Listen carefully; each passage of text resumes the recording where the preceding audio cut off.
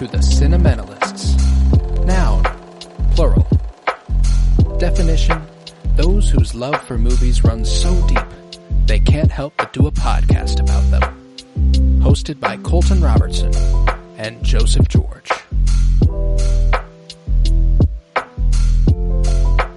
Hello everybody and welcome in to the Cinementalists, where today we celebrate New Year's Eve with one of our favorites of 2025, Frankenstein, released on November 7th, 2025, late edition in the year, late edition, but definitely one that stuck with me. Written for the screen by Guillermo del Toro, based off the book by Mary Shelley, directed by Guillermo del Toro. I am Colton Robertson. I'm joined by Joseph George. What's up, homie? Oh, what up, what up? Always a pleasure to be here. Oh, and it is always a pleasure to have you. This was a second viewing for me as I watched it as soon as I could on Netflix, but this was a first watch for you, which does make it differ from last year's New Year's Eve viewing in Challengers, one that me and you had both watched several times by the time it came to cover it. On New Year's Eve. How'd you feel about your first viewing of Frankenstein? Oh, yeah. I guess, Challengers, it was nice that we were both just very sound, and it was like, oh yeah, I mean, this movie, fuck. We were playing tennis, baby. Yeah, we were playing tennis with now. words. Let's go. Yeah. So, but no, this, I guess, if really the only worry I had is like, am I going to have that same feeling? You know, is it going to kind of be a New Year movie that I do truly agree with?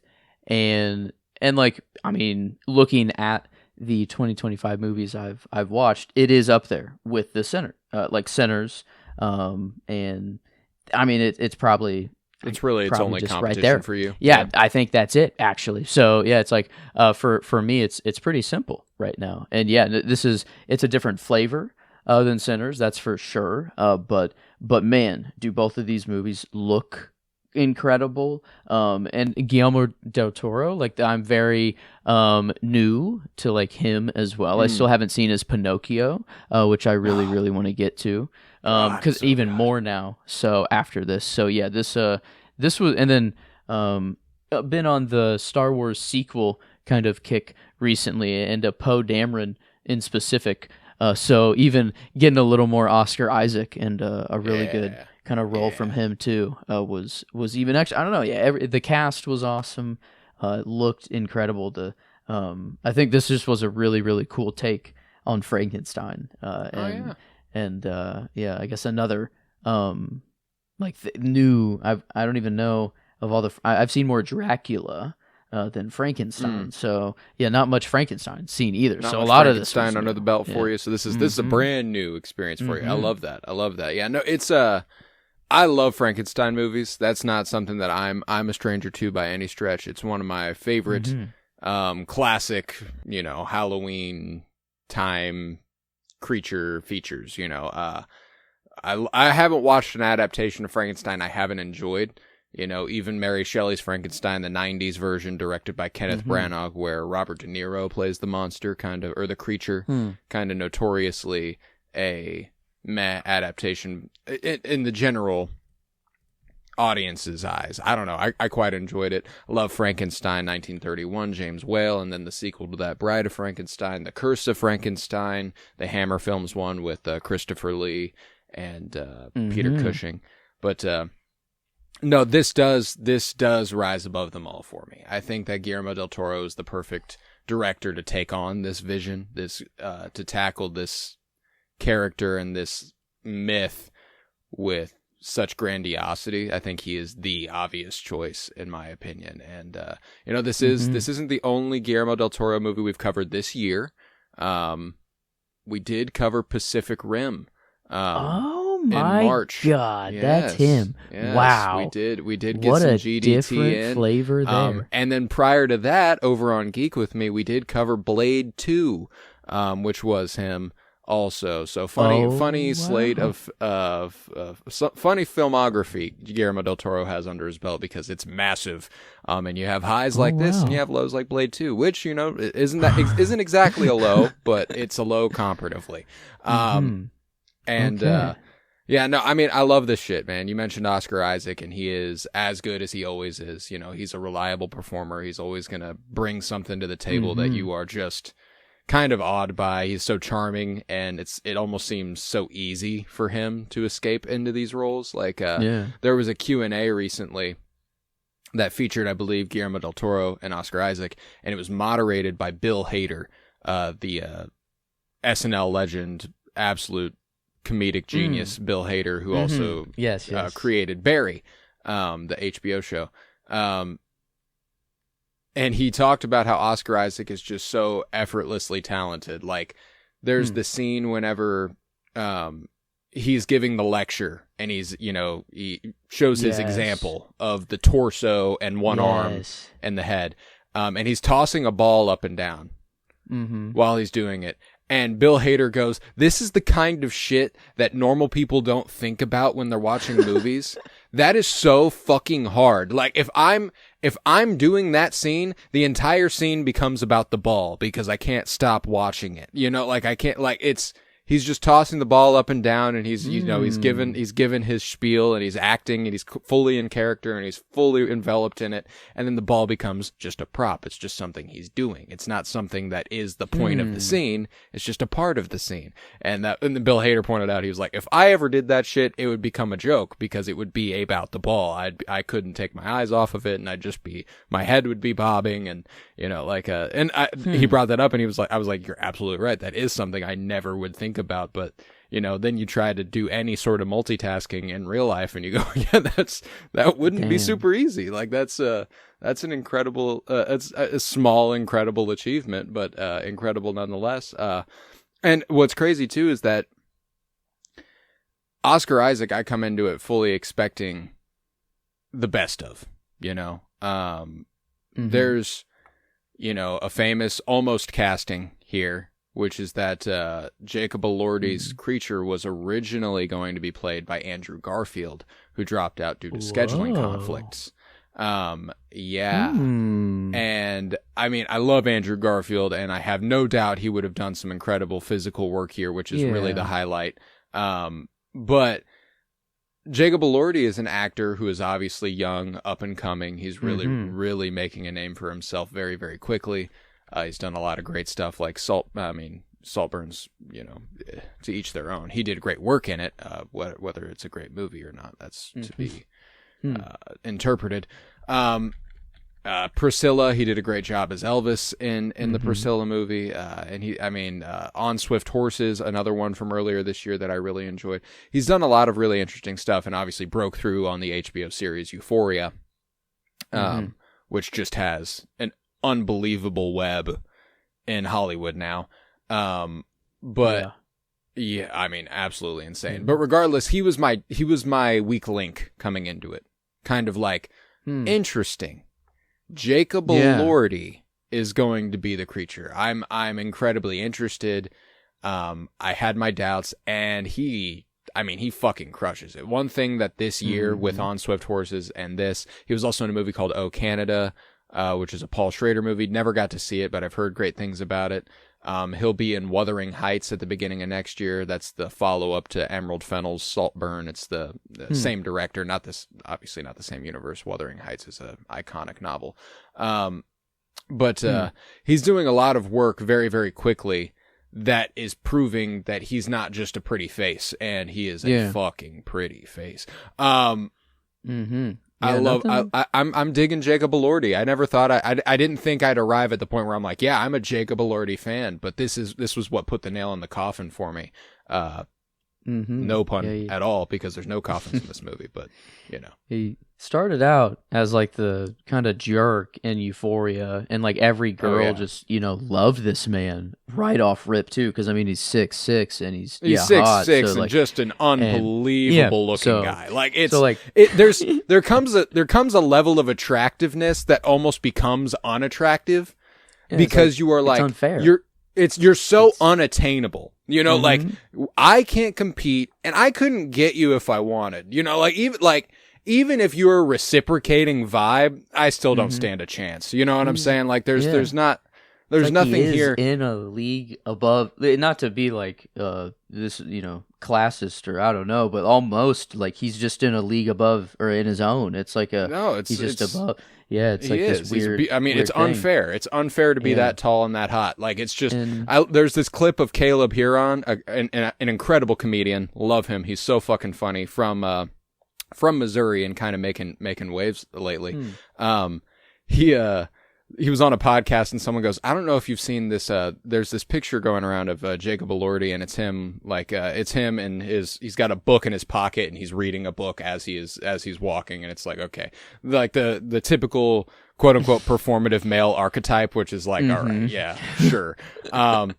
But before he could get, that's the picture. That's not even the story. But she's like, "Have you seen this picture of a Jacob Elordi?" And he goes, "Oh, honey, there's not a picture of Jacob Elordi that hasn't come across my desk." He is that fucking beautiful. Like, and he really is. Like, and this, I never thought the creature would be cute, dude. Like, this is a cute motherfucker right here. Yeah. I don't know how he managed that. It's weird. But it is, yeah. It's like, and definitely no offense to Andrew Garfield. I think it would have been a cool casting. But like Jacob Elordi being 6'6", like I think actually really helps. Oh yeah, it lends itself. Yeah, and maybe they could have done some camera trickery or perspective with Andrew Garfield to make him appear bigger, or maybe that's not even what they would have done. Maybe it would have just been. I mean, Andrew Garfield's still. I mean, what? He's at least 6 foot. Yeah, he's still a tall guy. Yeah, but no, that you're right though. The towering presence of Elordi does automatically lend itself to him already looking large, and then I think even so, they are still doing some perspective stuff every once in a while, even though he is already that big.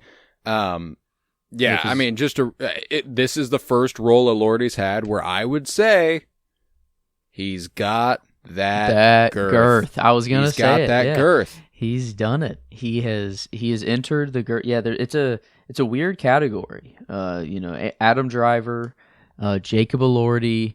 Who else has Martin got Scorsese that? said it about Brendan Fraser. That was the original quote. That's right. Oh yes. Yeah, he said it about Brendan Fraser in Killers of the Flower Moon. Yes. I'd say it's Martin Scorsese himself. He's the director that's got that girth. But yeah, no.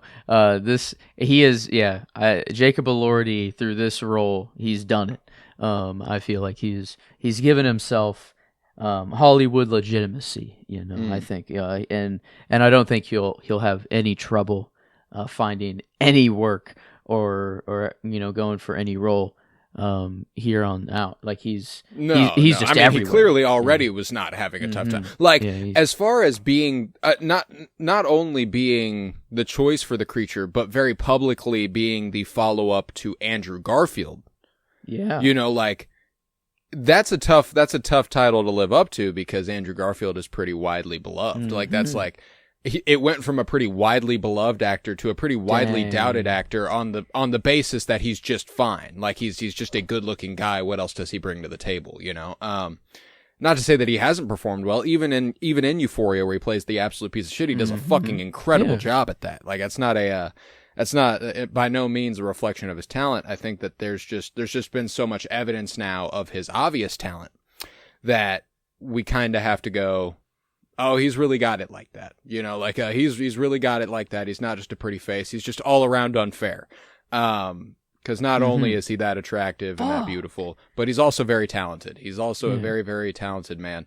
And he does a very, very good job here. And one of the things that he dropped on a, press tour thing is that it took 11 hours to get in this makeup. Yeah, that's rough. That is, Jim Carrey, come on, man. Yeah, that's the Grinch. I guess got shit on this. I mean, maybe it did still suck. I guess 2 hour. I don't know. 2 hours does still suck, but like, this is insane. I mean, and it's your whole body. I mean, this is everywhere for him. And it did look so good. Like this was such a cool look, like for Frankenstein. More alien. I feel, or more. Yeah. It was kind of like Promethean. Yes, and I don't know. I have always, the classic Frankenstein look. He just very green, I feel like, but this is just like dead body parts put together, and like no blood, no life in it, but brought back to life. So it was just like dead bodies. I don't like what it would really look like, I guess. I don't know. Is like, but then also there is something very fantastical about, or like very Alien and Prometheus about it too. Yeah, I thought it was well, and just a fun connection here. Not to just, I'm not sure how intentional or anything, but the original work Mary Shelley wrote, which this is adapted from, of course, is called Frankenstein or the modern Prometheus. He who takes fire from the gods and gives it to man, which is Frankenstein is obviously Oscar Isaac taking fire from the gods, playing God, only a monster plays God, etc. And then Prometheus, the Alien film, features aliens who look a lot like this version of the creature. This isn't, because I mean, there even is that moment in the movie where Victor is like, "Oh, give you a companion and let you reproduce and let you run, take over the world," and is like, "Oh damn," and it's like, it just takes one or it just takes two. You just gotta make two monsters and then it could be over. It could be over. It's like, but yeah, the time period that this was set in, I love every set. I don't know how much of it was real and how much of it was like CGI, or if there was, but like there were some buildings or sets that had to have been way too big. Like they could not have built all of that. They couldn't have done there's, this. There's just no way. But like it was so seamless between the two, and like I loved like the batteries kind of being a little like, I don't know, like had a futuristic but steampunky, kind of, or I don't know, at the same they got time, the dark gothic feel. Yes. Ooh, it was, the style was working for me, and yeah, it's like people just during this time period also just dressed so much better. It is like a thing I always say is like that, like, just there's so many layers of clothing. I don't know, and then like even whenever like Victor like doesn't have his tie fully tied, or like the bow tie, and it's just like hanging from his neck, like before. I don't know. It's like it's effortless to like look so when good he's butt ass naked. Then. Let's go. That's true. Oscar Eureka, Isaac Bush. I solved it. Oscar Isaac Bush. Yes. No, it's to your point. I do love the clothing, and it's so funny to be like, I feel like fashion generally is so time obsessed, like the stereotypical quote is, that's so last season, that's so last year, that's so blank, that's so blank. And I'm not high fashion, I don't know shit about shit. But observing that if we disregarded era as a society, the amount of fits that everyone could be throwing, I mean, it could be amazing. Like I love the idea of like, I want to, whenever I get my own place, one of the things I want to do is like monthly movie nights, or, stuff like that. I would love to do that. And I want to give them like themes. I want it to be like an event. I want it to be stuff that people get ready for and go to. I think that, Jay Gatsby this shit. Yes. In 100%. My fucking 2-bedroom. It's 30s night, or it's the roaring 20s. Yeah. Let's fucking roll. That sort of shit. Let's roll. But neither here nor there. Nobody's ever going to roll with me on the, the Frankenstein era costuming. I'm doing it. 11 hours. I'm getting ready. 11 hours of makeup. Yes. Let's really do this shit. Okay, let's get it going.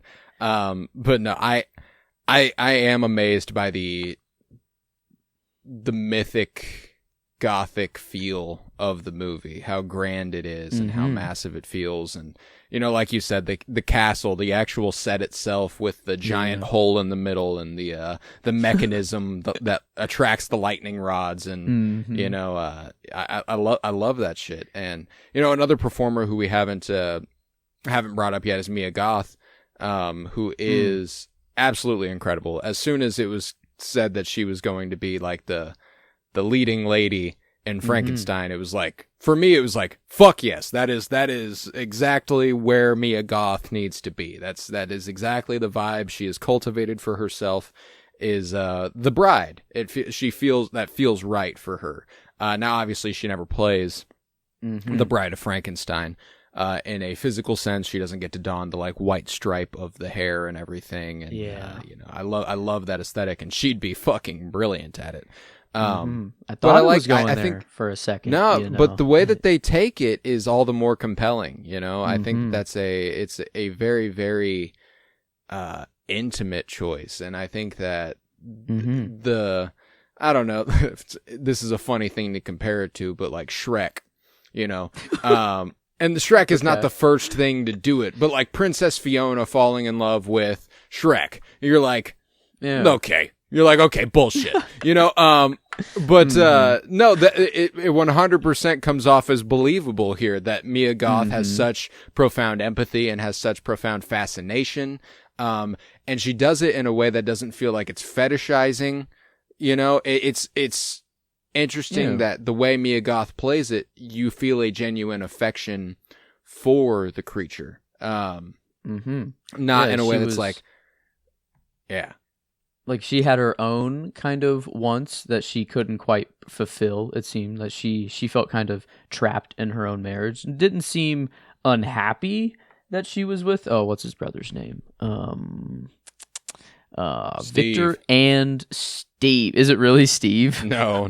Okay, but we'll go with Steve, I guess. I don't know, but yeah, he like didn't seem too unhappy, but definitely felt trapped. Okay, yeah, there we go. Felt trapped with William a little bit, or maybe it was just kind of a little too normal. She had her like insects, like she loved to study the small things, or like and just how life moved or whatever, and I think she got quite the opposite, quite the the very big thing to study, and it was like the perfect thing for her, like a very naive, or very like just pure. He called more pure than a man would even be, and I feel like Frankenstein is always viewed as instantly a monster, instantly comes out wanting to kill, or it is like this brainless kind of creature, but instead, like here, it was very much so like, no, he is instantly intelligent, or like it is still baby like and doesn't know the world yet, but is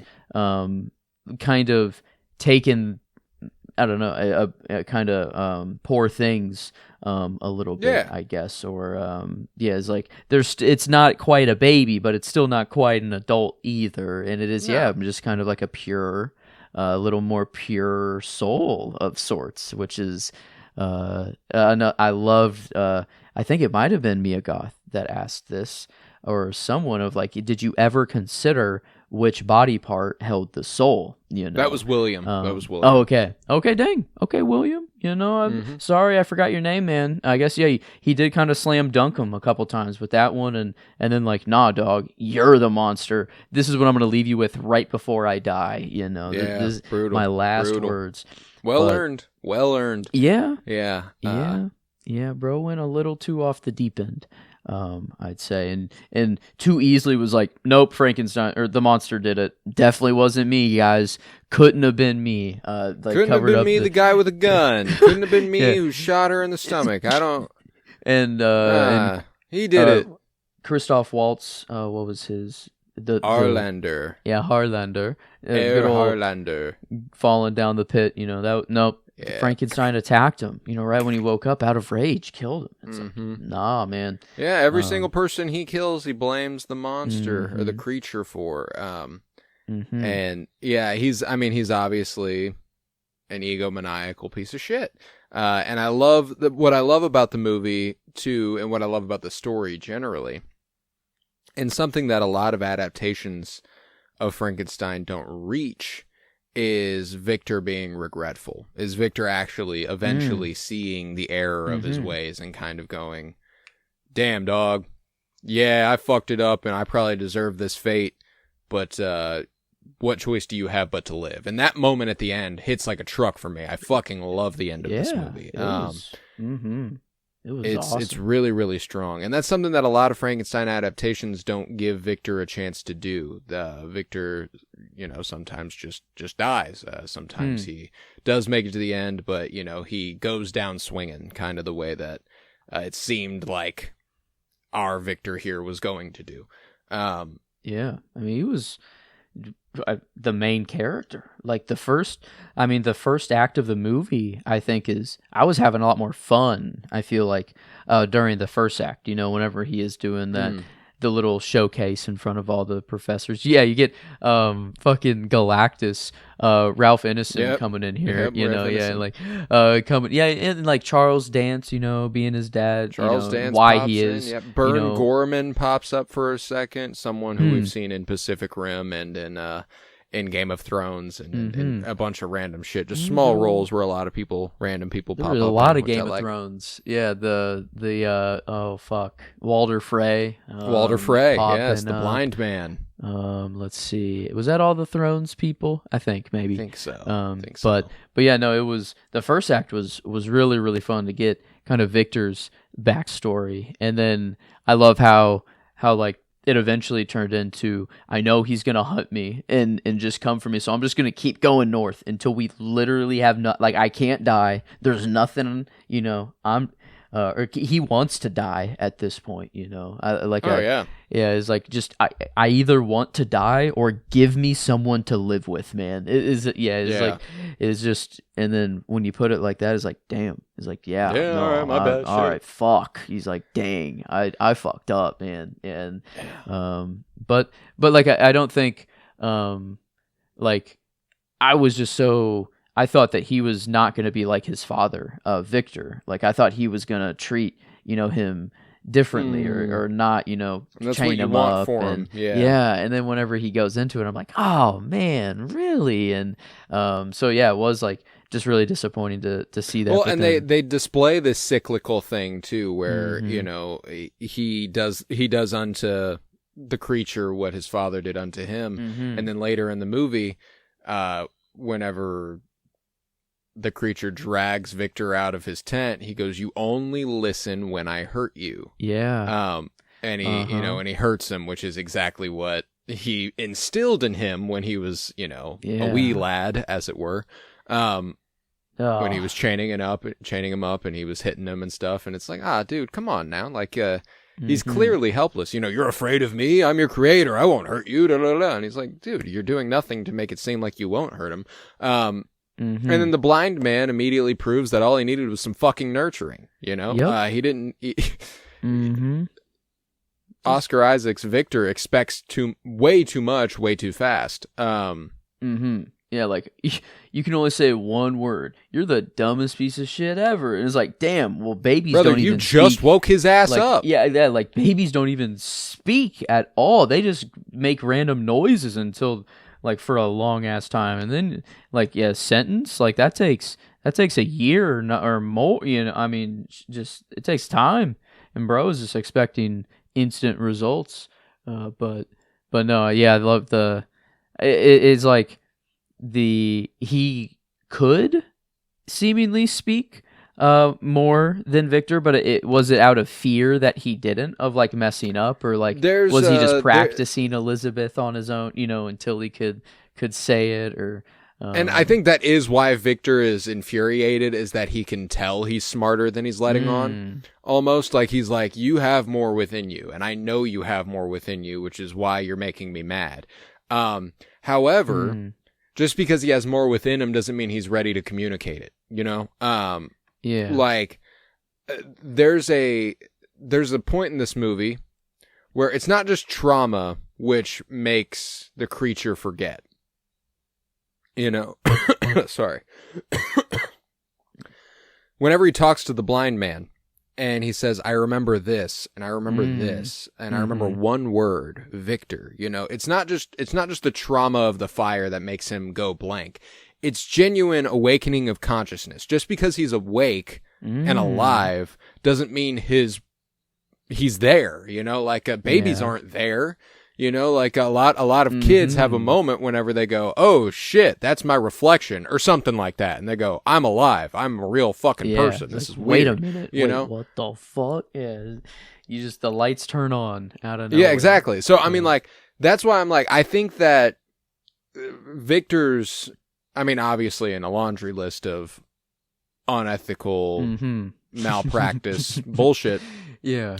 One of the worst things about him was his impatience. If he had any degree of, you know, patience, where he was willing to work with Victor or willing to work with the creature in a meaningful capacity, and all he did was, you know, as soon as he woke up and as soon as he chained him up, he goes to the stairs and he goes, "I'd done it," and all of a sudden everything lost meaning. You know, all of a sudden it didn't matter anymore what I could and couldn't do. I didn't really give a fuck anymore. I just wanted, he wanted what he wanted. He got it. And then he didn't know what to do after that. Yeah. And man, yeah, this, I don't know. It was a very, I guess, is this, I feel like a very fresh visual take, but as far as like the story goes, was it more highlighted on Victor, or like is the Frankenstein stuff? No, Victor, and now the old Universal Studio creature features, he's definitely not the central figure.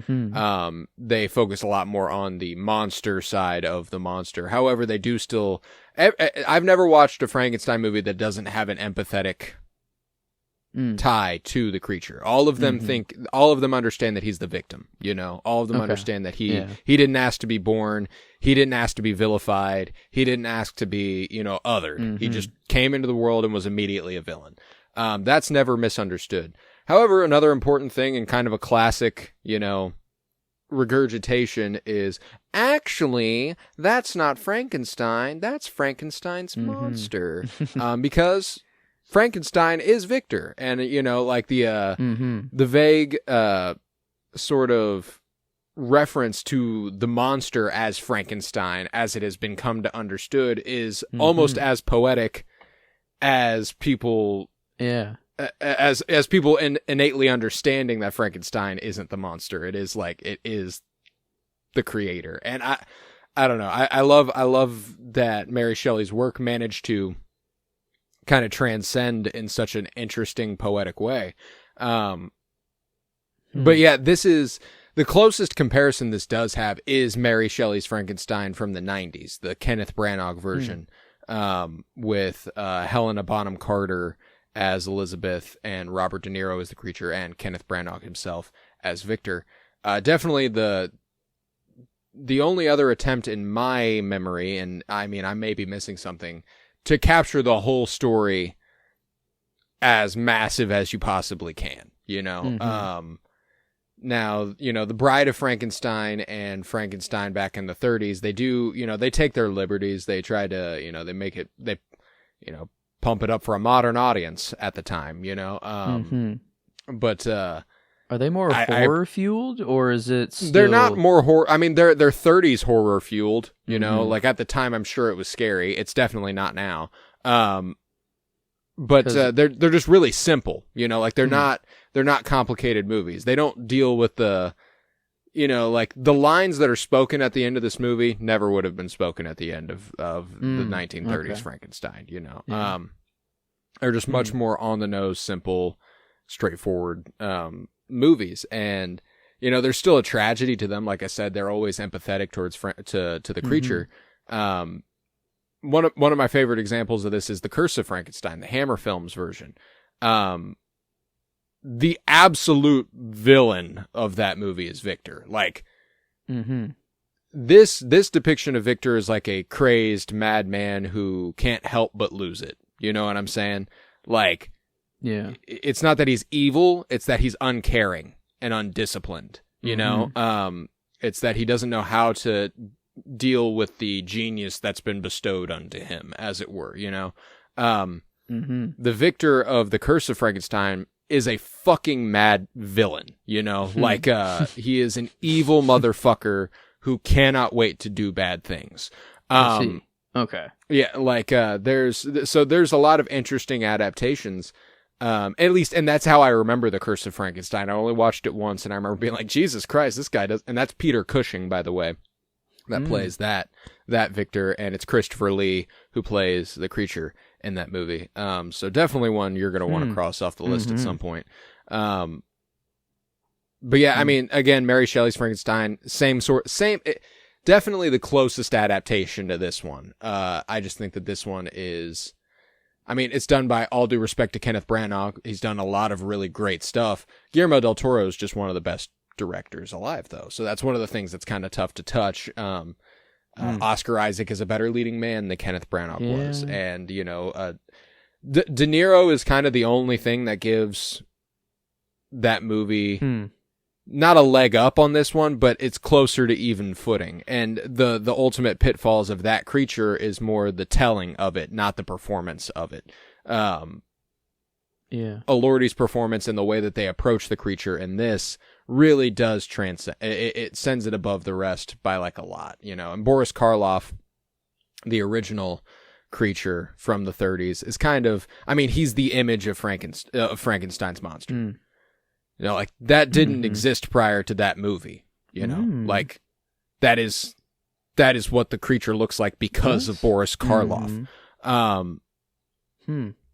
Yeah, this, I mean, kind of, I always think of like Darth Vader as the most iconic character, but like Frankenstein might actually. No, there's some genuine. Yeah, I mean, Frankenstein, as far like there's a genuine argument to be had there. Like just iconography, instantly recognizable. There's no question about it. I mean, every kid draws a picture of this motherfucker at some point. You know, I know I did anyway.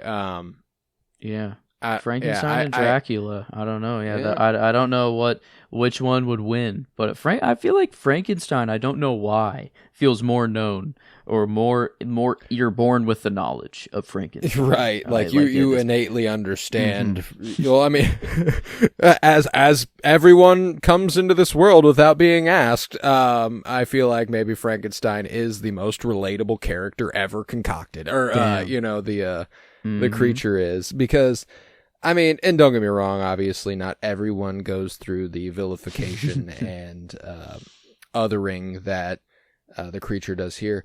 But, you know, we have the privilege of viewing this as, you know, cis white guys who just, you know, exist in America. And like, there is no, I've never been othered on the basis of what I look like, or how I appear, you know, that is not a universal experience. There is a lot more. There are a lot of people out there who can relate to the creature on much more than just the basic, well, I didn't ask to be born and here I am. You're having me pay taxes. But damn. Yeah. And I guess one line I do know that came from Mia Goth, that was nice, was whenever she first saw the creature downstairs, brought Victor down, and you know, Victor's like, well, you know, there's no difference. Like he doesn't know any better. He doesn't know the difference. And then she's just like, but you do. But you do. Like that's the point, dude. Like that is,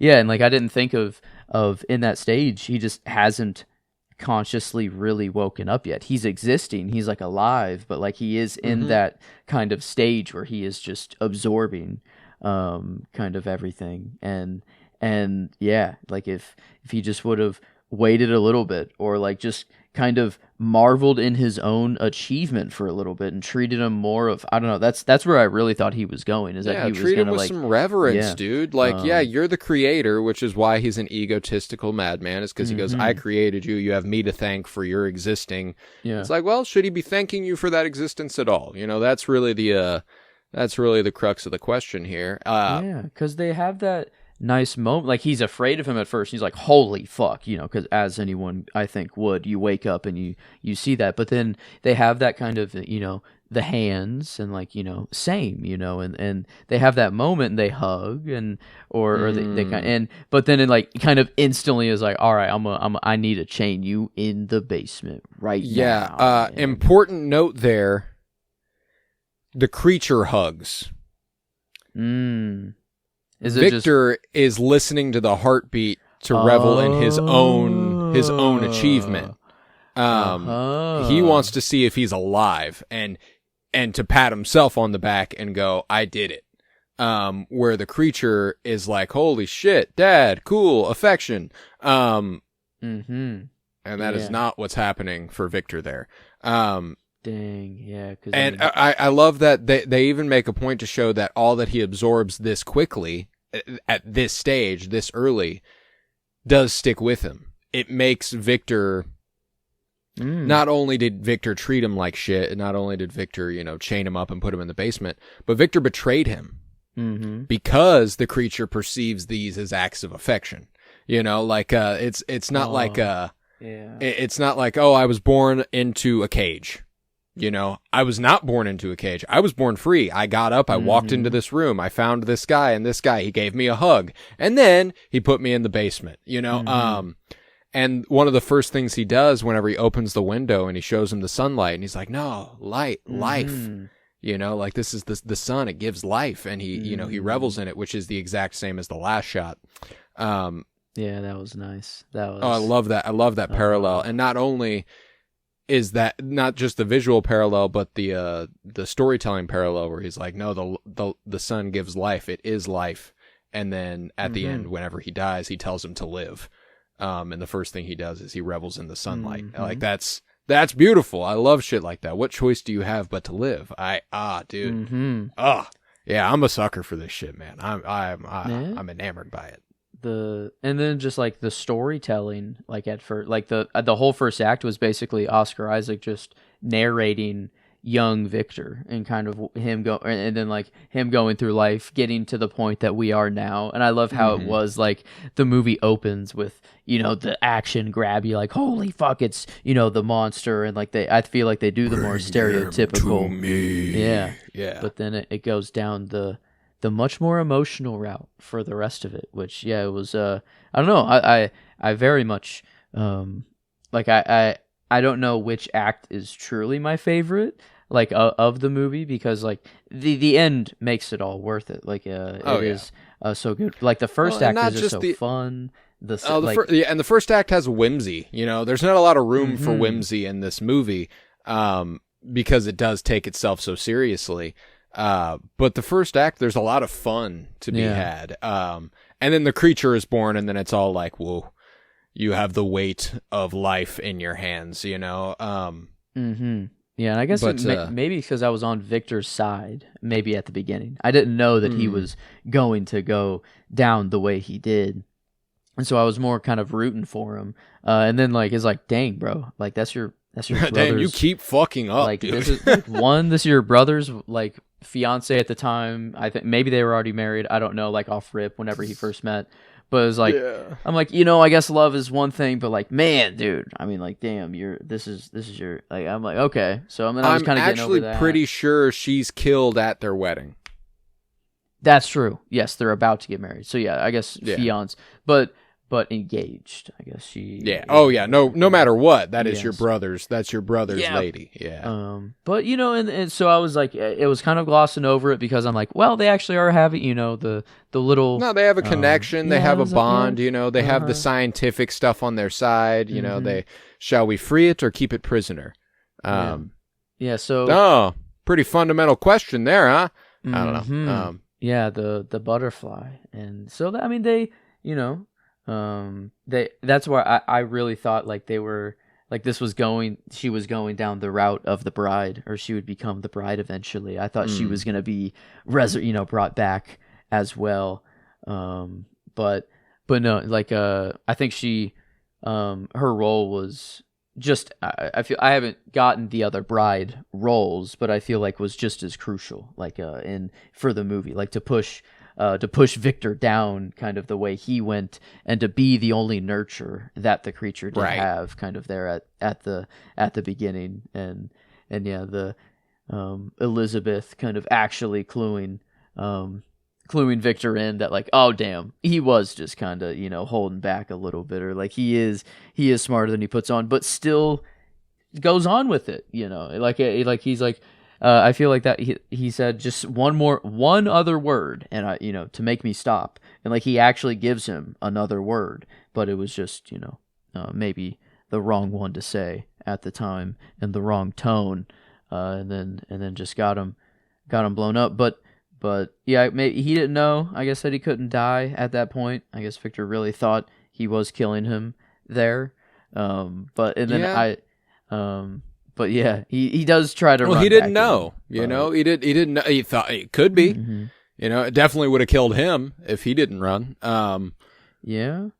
Yeah, I mean the lake, the gore too. I mean, yeah, that I mean, they did not shy away. And the actual like that's the hardest part for me is whenever he's just casually slicing into a dude's knee. Yep. Oh. Yep. Woof. Just I mean, like it like all the other stuff like before that popped up of just like is it cake? Yeah. No, sorry, go ahead. Yeah, the like the fights were kind of, you know, whenever he was just ripping people in half or like people just got their arm bent back or that's the kind of gore I can do. Mm-hmm. You know, that's the kind of gore where I'm like, that's not very feasible. That doesn't really, you know, like it does happen on like battlefields and shit, but I'm not watching. You know, it's not possible to me. I'm not, as far as where my current life is, I'm not going to find myself. I have had surgery, you know, I have had someone cut into my knee, and seeing it like that doesn't bode well for me. Not a fan. It was not, and then they even went like inside the like lymphatic system. Like they zoomed in and went through all the organs and like intestines and stuff. And like, you were like, definitely don't eat during this movie. And it was like at that moment where I'm like, okay, like this is even I don't usually get grossed out, but that was kind of like okay, medical gross outs can't do it. I have a tough time with like Grey's Anatomy and shit like that. Even like that stuff, I'm like, I don't know, just so could not. That's why, like, hats off to our surgeons and doctors because I have, for more reasons than this, but I have no fucking clue how you do that. Yeah, that is gnarly. I mean, just to do. I mean, we even got a wolf. Like peeled skin, just ripped, just pelted, ripped. And I was like, oh my god, like I'm like, holy fuck, like it got gnarly whenever it had to. So yeah, I love that we got the display of strength, you know, but really he is just kind of like a cute little big giant guy.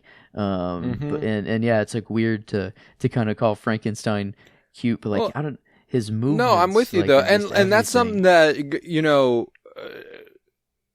You will come to view every Frankenstein's creature in kind of that capacity.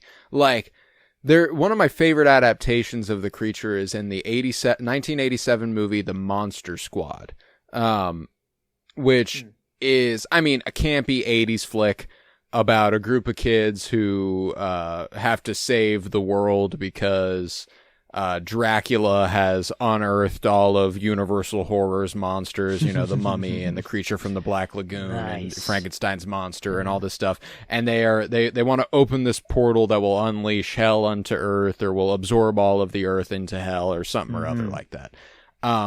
And the only good guy from the monsters, as it were, is Frankenstein's monster. He befriends the little girl, the little sister of the group, and you know he becomes their friend. He makes the sacrifice play by the end of the movie, and you know, like there's a fundamental understanding that he's the good guy. He is not a villain. There's never every act of violence done by him is out of self-defense. Or out of scare, like. Even when he is scared and he doesn't understand, then it's still out of self-defense, you know, like it's just, he has no concept of what's going on. And to hold him with empathy is definitely the route to view Frankenstein's story through, because it's just, otherwise it's outright bad. Otherwise it's like you not just that the story would be outright bad, but you ethically might be not good if you watch these movies and you go, fuck the creature, you know, like he is absolutely a victim in almost every regard. I was holding out for Victor, but then he fell very quickly. It was very easy to side with Elizabeth and the creature, and then I'm like, okay, so how are they escaping? You know, I'm like, so then how are they getting out of this? Like, it turned very quickly into he is the mad scientist that I've heard this role to be. He's gotten in there, and the castle. I don't like the look of everything. But even just the slower parts of the movie with good old Walter Frey, just like the blind man. That's always my favorite. That is my favorite part of these adaptations. I love whenever we get a chance to, someone else who is someone disabled, not able to see, not able to look unto the quote unquote monster that he is, and understanding that he just wants affection. He just wants help, he just wants to exist. And, like one of the parts that always gets me with this movie is whenever the blind man's kids come back, and he's like kneeling in front of Walter Frey, like with his back turned to the door, and they go, "What is that thing?" Yeah. Like, Eesh. He's fully clothed at the time, and he's got a full head of hair. I don't know, like, they're just... What is that thing? I don't know. It's a dude. It's a fucking guy. Obviously, he turns around, and then you could say, what is that thing? But when they say, what is that thing, he is fully facing away from them, fully clothed, and there's nothing about him that stands out as odd. So it's always so fucking funny to me that they go, what is that thing?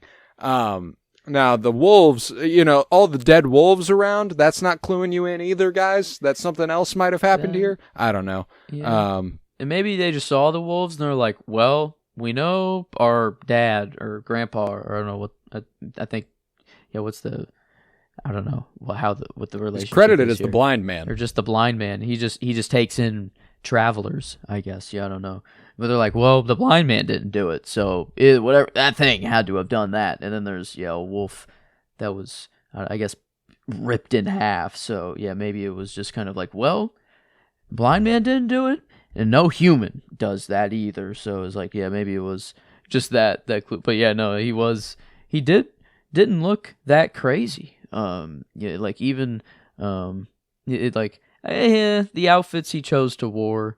That did make him look bigger, I feel like. Maybe that was like the if there was any perspective or stuff, like whenever he's in that outfit, kind of even on the boat, I guess the boat outfit, like whenever he's sitting next to Oscar Isaac or in the captain's quarters, like he looks massive kind of in that outfit.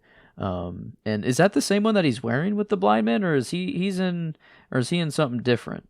No, I think it's the same one. Yeah, no, he does look so big. Maybe Don't get me it's wrong. just kind of just like a damn. That's a behemoth of a That's thing, a big boy right there and there. Yeah. So, but no, it was a little like slower for, I guess, the movie. Like the movie was very giddy at the beginning and very kind of fresh and fun, and then it was really nice to slow down and get this kind of just, no, read to me, man. That's all I want. You could sleep here. You could eat my food. I just want you to read. And How that's about some company? Yeah. And man, that was, and he had to wait for actually the younger people to go away because he knew instantly that they'd be like, no, what the fuck, or want to kill him. Right.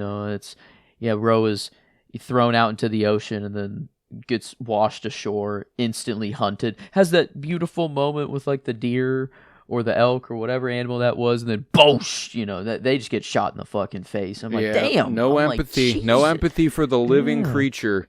Yeah, that's Yeah, this was the Guillermo del Toro. Is Pinocchio fucking gory as shit? Does this dude just like to kind of get some gnarly gore in there, or nah? His stop motion Pinocchio less gory, to be sure. There is a darkness to it. Don't get me wrong. Okay. There is a surprising amount of war for an adaptation of War. Pinocchio. Yes. But he's going yeah, to no. Huh. Okay. But no, I believe it's World War II era. Okay.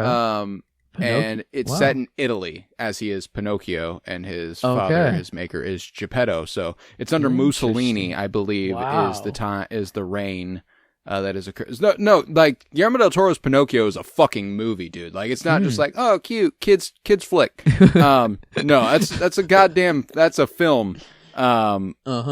When he sets out to make a movie, he fucking does it. Yeah. And I mean, like, not in a way that I'm like, well, obviously kids would never like this. No, I think it's still friendly to kids. It's not like it'd be something that, but it would definitely be one of those movies if you watch when you're younger, you're like, whoa, this is aging me up a little bit. I don't, I don't know. I thought this would be cute. And it is. There's cuteness in it. But kind of in the same way that you're like, there's cuteness in this.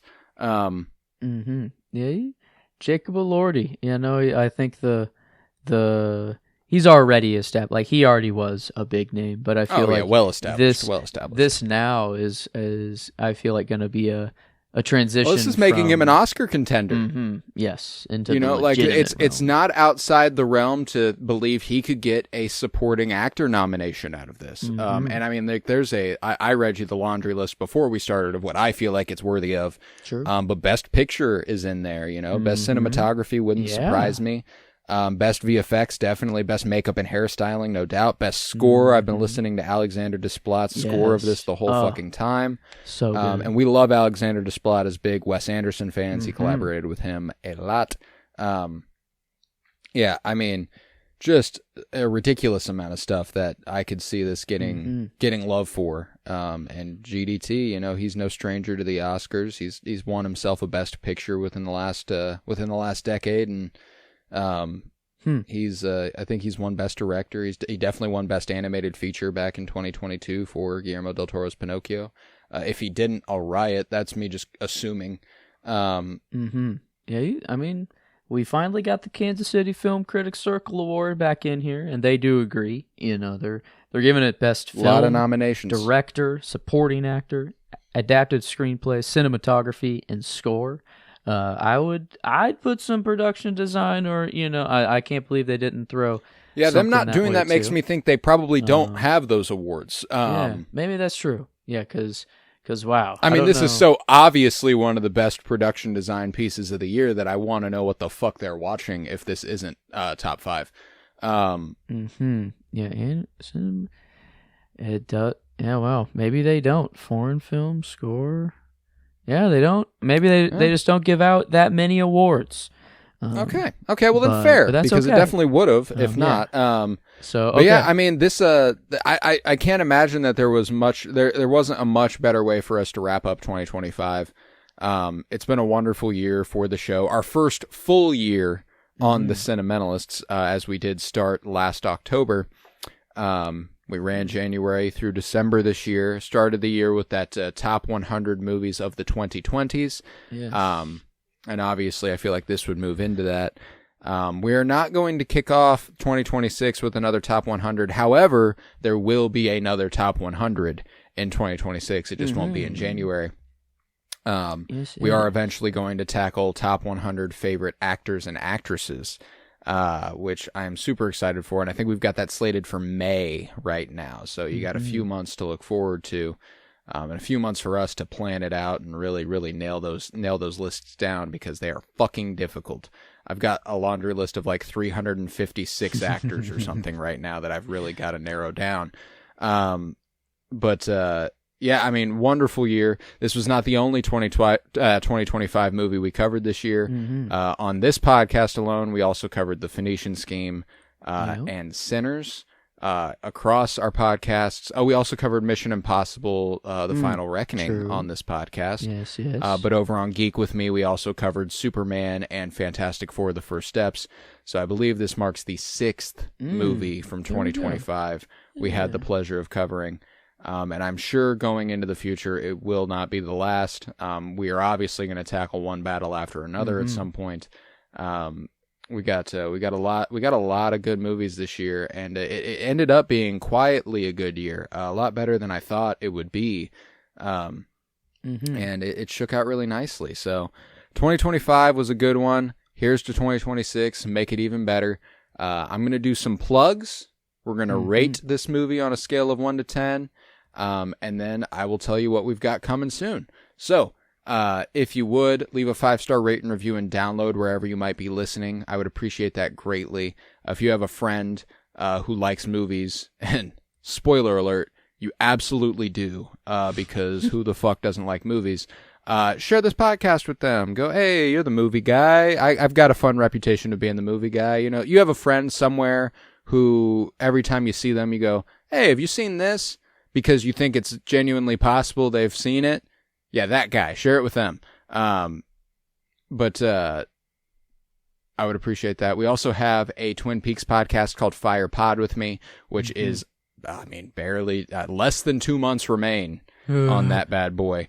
We are nearing the end there, and if you've never seen Twin Peaks, now's the time to fucking watch it. And then you have a whole companion podcast, episode by episode, in Fire Pod with me, a Twin Peaks podcast. It's friendly to the first-time viewer and the rewatcher alike.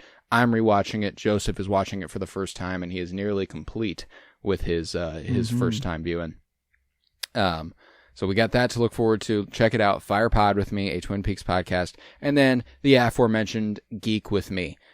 Geek with Me features a giant catalog of over 600 episodes. Tons of stuff. And that is that nerd shit. That's comic book movies. We covered, I don't know how many comic book movies. Probably close to 75 comic book movies over there. Batman maybe 66 more. to Ant-Man, I think. Yeah, Batman 66 through Ant-Man 2015. We did every DC and Marvel movie in that nearly 50-year span. So that's a lot of fucking movies, guys. So we got that over there on Geek with Me. We've got all the comic book movies and TV shows that have come out over the last couple of years. You know, we covered The Penguin. We covered Creature Commandos even. We covered a lot of stuff, and it's all there. All the Star Wars, all the fantasy, all of that stuff. That's where you'll find it. And we haven't really nailed down exactly how we want to treat Geek with Me in the new year. With Fire Pod with Me nearing the end, might be something that gets a little bit more active after Fire Pod with Me goes down swinging. But even so, that wouldn't be till February. So just go ahead and check it out. We've got, like I said, 600 episodes. So a ton of stuff that's been going on for next year will bring us to the 7-year anniversary, which is fucking crazy. Holy. Been going on a long time. But, yeah, I think with that, we can rate Frankenstein on a scale of 1 to 10. All your feelings about the movie, assign it a numerical value. This abstract idea, yes, the feelings that this movie gives you. Good. Yes. Satisfying. Now I'm going to put that at the number. Yeah. Arbitrary. I don't care. It's fun. What do you think?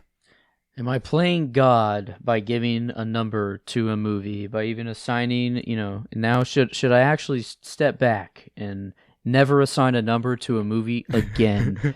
No, I don't. Yeah, Frankenstein is the first movie to make, but I'm, I'm above, I think, where I was during A Christmas Story, last movie we covered. That was 8.5. I think I was 9. Was feeling about. Are you debating higher? Yeah, I was scrolling back up to see like where other movies were. I think of the year, if I had to pick a movie, I think Sinners would beat it out. If I just had to pick one to watch for the rest of my life, and that's it. But honestly, I don't know. I haven't put much thought into this, but for some reason it feels like Frankenstein is a longer term movie. Like this one will stick around for a lot longer. I think that there's just this Sinner's high, or kind of this Frankenstein feels a little bit more timeless. Timeless. Yes. I could see that. I can get with that. Yeah, I will say I've watched Sinners 4 times, and it's never gone downhill for me. Yeah, I guess it's like, and I can't imagine it ever will. We are talking about a couple horror movies, which does make them very, very yearly revisitable. True. They'll be around. So, I mean, like, I find them very comparable, and ultimately, when it comes down to preference, I land with Sinners. I do, personally, and I feel like we rated that pretty fucking high, if I remember correctly. Yes. I gave it a 10. You gave it a 9.75, so, I mean, I don't think I would even breach the 9.75 territory for this. And 9.5 even seems kind. I think I'd be I'm cool with a 9, maybe 9.25. Yeah. Yeah, I think that's where I was landing. Yeah, it was either the 9 or above. I wasn't going down. So I think does a flat 9? Yeah, I don't know. Does that sound good? I mean, if you want to throw it a 9, I'll throw it a 9.25. We can give it that little bump. How about that? A 91.3. I don't. It feels. There's no real Frankenstein number. We got the 25 for Christmas. There's no Frankenstein number, I don't think. So that's the Frankenstein number. There it is. We've done it. But yeah, good old. Bring him to me. Yeah. I love it, man. I'm a sucker for it. It just hits the spot for me. Yeah. I love me some Frankenstein, man. And the next month on the podcast will have no shortage of love. We are doing a month of hopeless romantics. I'm very excited. It is my birth month. My birthday is going to be celebrated on January 10th. And the way we do things here, at least the way we have this year, is that we base me and Joe have free reign to pick whatever movie we want to cover on our birthday. And then we build out the month from there. So in March of 2025, Joseph wanted to watch Tron. He wanted to revisit Tron. Yes. And so we built out a sci-fi month around that. Now, last January, we were doing a top 100, so I just had the privilege of picking a movie, and that was that. But this year, I wanted to cover Titanic. I want to cover Titanic on my birthday. I'm riding high off of James Cameron stuff lately because of the Avatar trilogy. I want to do Titanic. That is what we're going to be covering on my birthday. But that's the second week of January. The first full week of January, but the second Friday. Oh, it'll be Saturday. Jesus, let me start over. So, the holidays always complicate our schedule a little bit because we want to abide by our Friday release structure, but we also want to celebrate, So last Thursday was close enough to Friday that we could go, okay, Christmas Story is our episode for the week. New Year's Eve being Wednesday, not quite close enough to Friday for me to be like, we're not going to cover one this Friday. Plus, it's the beginning of a new year. I want to hit the ground running. So we're going to have an episode on Friday, January 2nd. And that episode will be Past Lives, which me and Joseph have talked at length about, but never have we actually done a dedicated episode to it, which is kind of insane considering it might be the most we've talked about a movie and never recorded an episode about it. If I had to guess, it's probably. I honestly thought we did record an episode about it. That's how much we talked about it. Well, it's because we did the 2023 Film Awards, and it came up a lot because of that. So there's probably a lot there. But regardless, that was back on Geek with me, by the way. See, 600 episodes, baby. So that's what we're gonna do Friday, January 2nd. Now, Saturday, January 10th, my birthday. Close enough to Friday for that to be the episode for the week. So, January 10th, Titanic. The week after that, we're moving to January 16th, where we will be doing In the Mood for Love, the Wong Kar-wai film from 2000. After that, on January 23rd, we'll be moving to History is Made at Night, a 1930s flick, so it's getting good. Throwing it way, way back there. And then we will conclude the month of January, one of those 5 Friday months. We love those 5 Friday months. We'll be concluding the month with 1987's Moonstruck, starring Cher and Nicolas Cage. Okay. Yes. Yes. So that's yes, and that was I was informing Joseph of this as well. By the way, the listener was not the first. You guys, this isn't the first time that. This is the first time anybody's hearing of it outside of my head. So, that's the slate for January. I've got stuff mapped out for February and March, and April and May. So I've got 5 months of content lined up for us here on the Cinementalists. So don't go anywhere. Stick with us, and you should not be disappointed. I was Colton Robertson. I was joined by Joseph George. Happy fucking New Year, buddy. Yeah. Oh, Happy New Year, homie. And it is always a pleasure to be here and will be for the next year and years to come. Yes. But yes, remember everybody, have a Happy New Year. And, yeah, man. I'm trying to find a good Frankenstein quote. All the ones up the top are very, very sad. I'm like, I know there's good ones in here. Where are the good ones?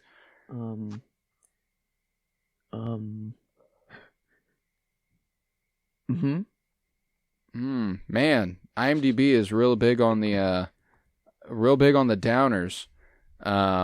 Let's see. Yeah. If you have life, why not live? But not the right verbiage. That was what I was looking for. I was looking for the word for word verbiage, but I'm like, how the fuck can I not find it? You're telling me that's not the most important quote of the movie? Damn. Or IMDb? This is bullshit. Real anticlimactic conclusion to the year here. We keep them on their toes. You never. Yeah, let them know you just want to keep them guessing. You really want to keep them guessing. But remember, my maker told his tale, then I will tell you mine.